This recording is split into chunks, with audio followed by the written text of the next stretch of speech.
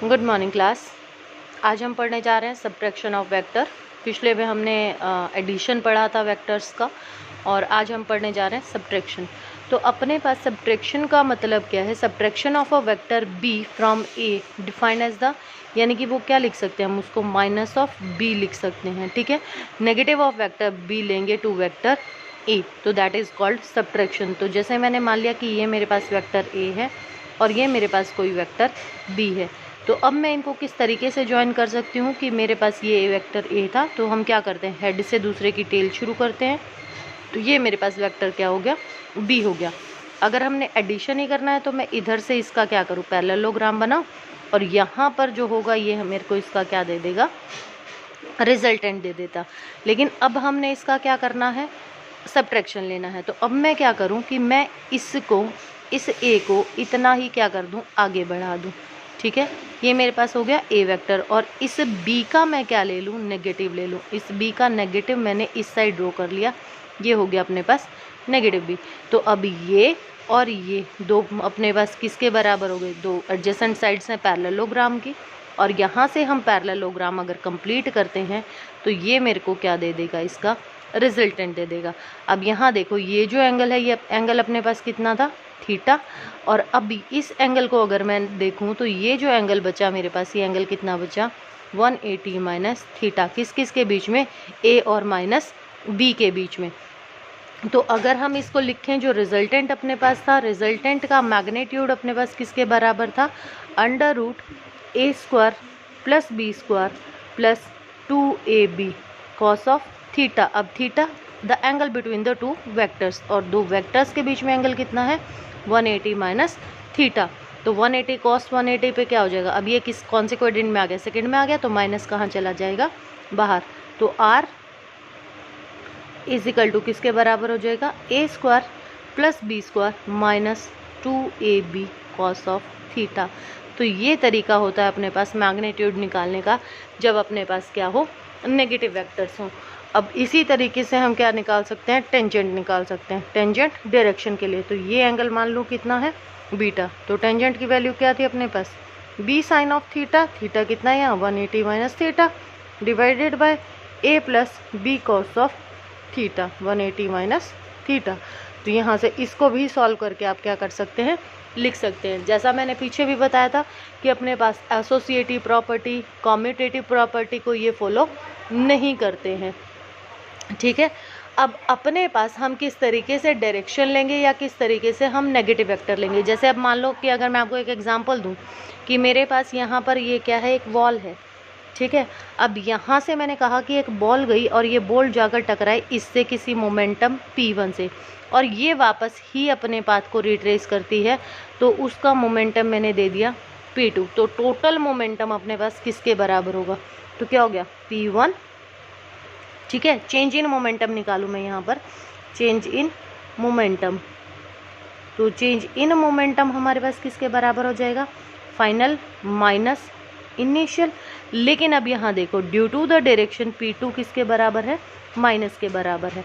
और अगर मैं इसको कहूँ कि दोनों ही p1 इक्वल्स टू किसके बराबर है, p2, और इसको नाम दे दे कि हम ये किसके बराबर है, p के बराबर है, तो चेंज इन मोमेंटम हमारे पास किसके बराबर आ जाएगा, माइनस p, तो माइनस ऑफ 2p।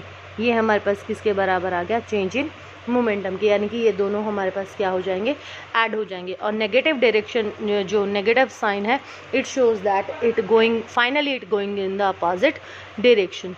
ठीक है, इसी तरीके से अगर हम किसी सर्कल के दोनों तरफ ले लें कि हम इसके डायमेट्रिकली ले लें, तो यहाँ वेलोसिटी मान ले v है और इधर भी वेलोसिटी कितनी है, v है।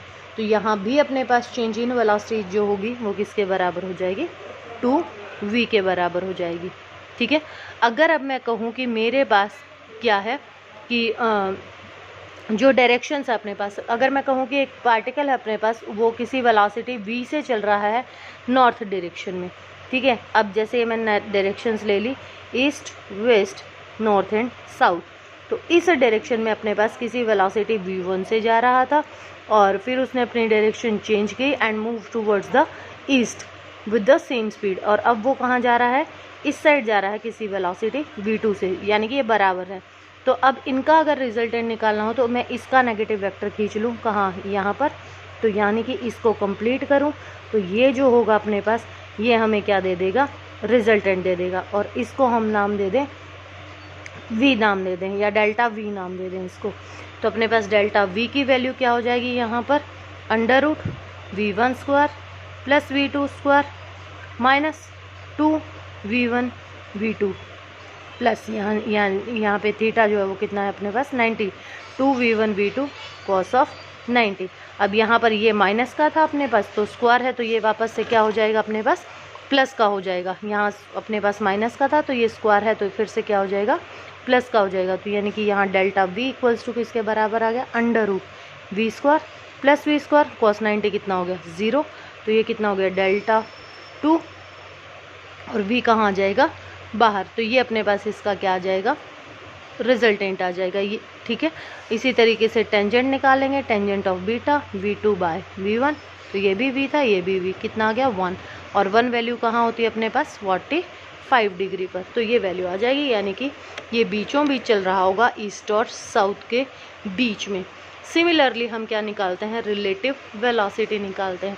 तो रिलेटिव वेलोसिटी अगर हम किसी प्लेन में निकाल रहे हैं तो अपने पास यहाँ पर देखो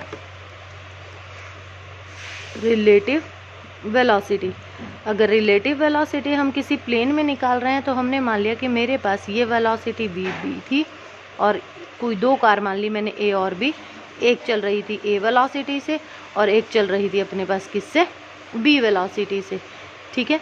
अब इसको निकालने के लिए फिर से मैं क्या करूं, इसका किसी का भी, चाहे इसका नेगेटिव वेक्टर ड्रॉ कर लो चाहे इसका नेगेटिव वेक्टर ड्रॉ कर लो। तो मैंने इसका नेगेटिव वेक्टर ड्रॉ कर लिया। तो अब इसको कंप्लीट करेंगे तो यानी कि ये जो होगा अपने पास ये हमें दे देगा VAB। अब यहाँ पर ये देखने वाली बात है, जो हम लिखते हैं ना, ये अगर हम लिखते हैं तो यहाँ क्या हम लिख रहे हैं, velocity of A with respect to B। तो हमने B का नेगेटिव वेक्टर खींचा।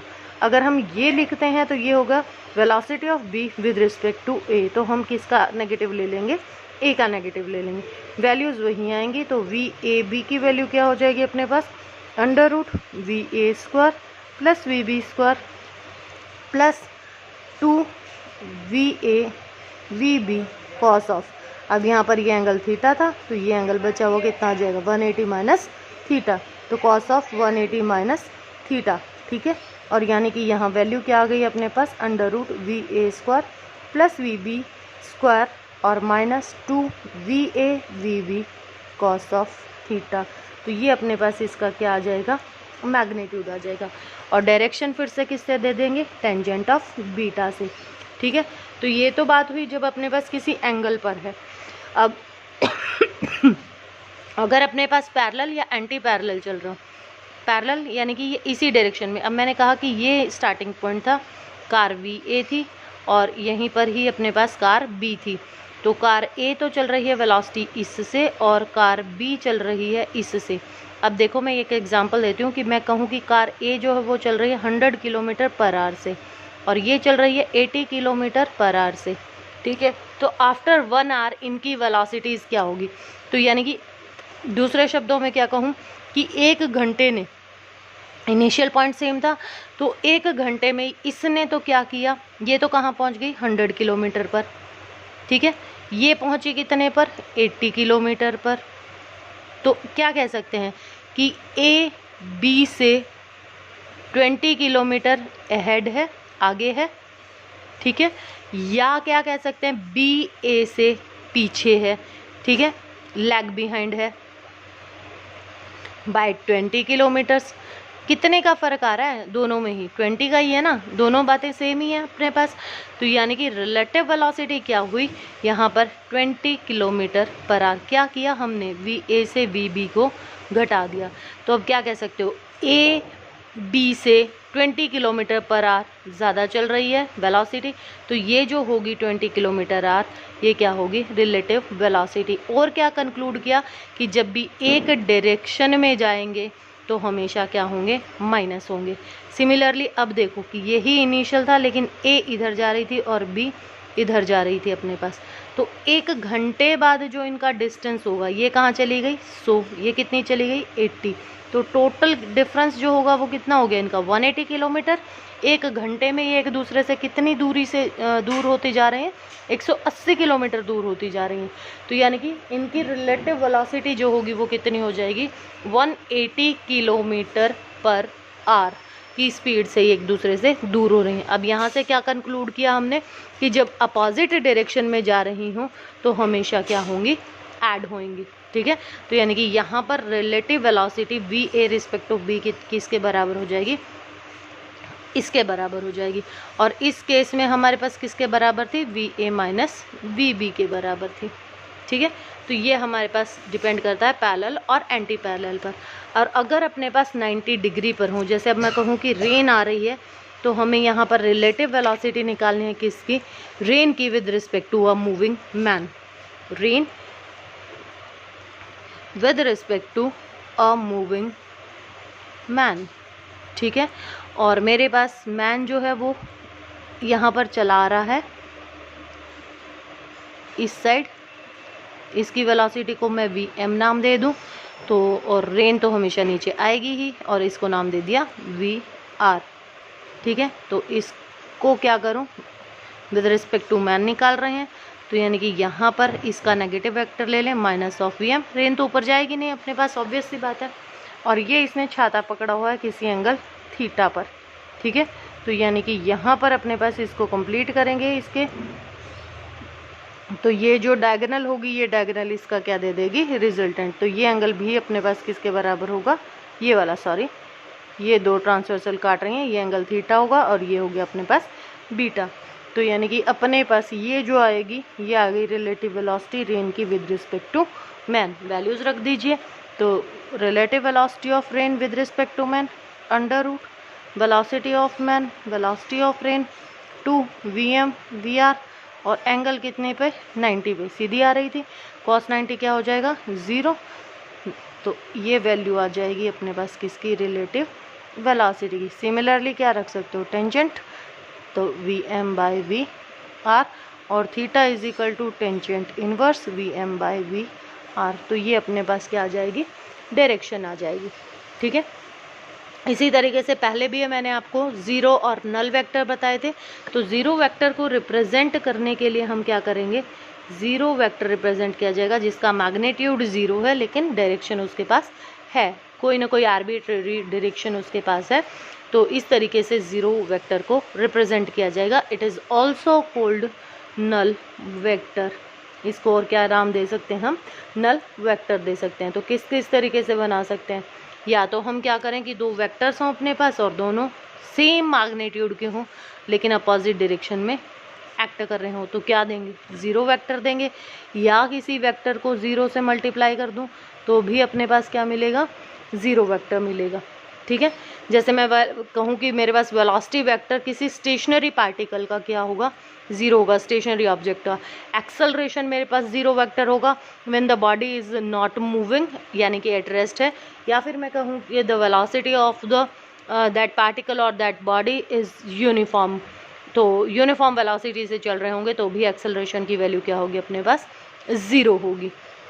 तो ज़ीरो वेक्टर का ना एडिशन पर कोई फ़र्क पड़ता है, यानी अगर हम किसी में जोड़ें तो भी वही आएगा, माइनस करें तो भी वही आएगा, लेकिन मल्टीप्लाई करते हैं अगर हम किसी को 0 से तो वो किसके बराबर हो जाएगा, हमेशा 0 के बराबर हो जाएगा। ठीक है, और इसी तरीके से अपने पास क्या आएंगी, वैल्यूज़ आएंगी। अब नेक्स्ट हम करेंगे रेजोल्यूशन ऑफ वेक्टर्स। यानी कि रेजोल्यूशन का मतलब क्या है कि एक सिंगल वेक्टर हो और उस सिंगल वेक्टर को हम क्या करें, 2 या 2 से ज़्यादा डिफरेंट वेक्टर्स में डिफरेंट डायरेक्शंस में उसको क्या कर दें, ब्रेक कर दें, which together produce the same effect as the produced by the single vector alone. यानी कि अब ये रिजल्टेंट का उल्टा हो गया है। पहले हम क्या कह रहे थे, 2 या 2 से ज़्यादा वेक्टर्स हों और एक सिंगल वेक्टर उन्हीं के जैसा ही क्या कर रहा हो, रिप्रेजेंट कर रहा हो, तो उस सिंगल वेक्टर को हमने क्या कहा था, रिजल्टेंट कहा था। तो अब यही इसको उल्टा कर दें कि एक सिंगल वेक्टर है उसको 2 या 2 से ज़्यादा वेक्टर्स में तोड़ दें और 2 से ज़्यादा वेक्टर्स में तोड़ने के बाद वो सारे मिलकर वही इफेक्ट प्रोड्यूस कर रहे हैं जो वो सिंगल अकेला क्या कर रहा था, पहले प्रोड्यूस कर रहा था।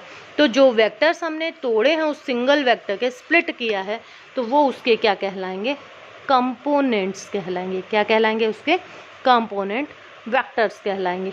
जैसे अब मैं यहाँ पर कहूँ कि मेरे पास ये कोई आर वेक्टर था और इसके मैंने 2 वेक्टर्स तोड़ दिए और ये वेक्टर्स हो गए मेरे पास ए और बी। तो A and B are the component vectors of R. तो ये इसके क्या कहलाएंगे, कंपोनेंट कहलाएंगे। यानी कि ये किसके बराबर हो जाएगा, ए प्लस बी के बराबर हो जाएगा। तो ये दोनों मिलकर वही इफेक्ट प्रोड्यूस कर रहे होंगे जो कि ये सिंगल प्रोड्यूस कर रहा था। ठीक है, अब इसके आगे का किस तरीके से और हम कंपोनेंट्स ब्रेक कर सकते हैं, रेक्टेंगुलर कंपोनेंट 90 डिग्री पर किस तरीके से हम ब्रेक करते हैं, ये हम कल पढ़ेंगे।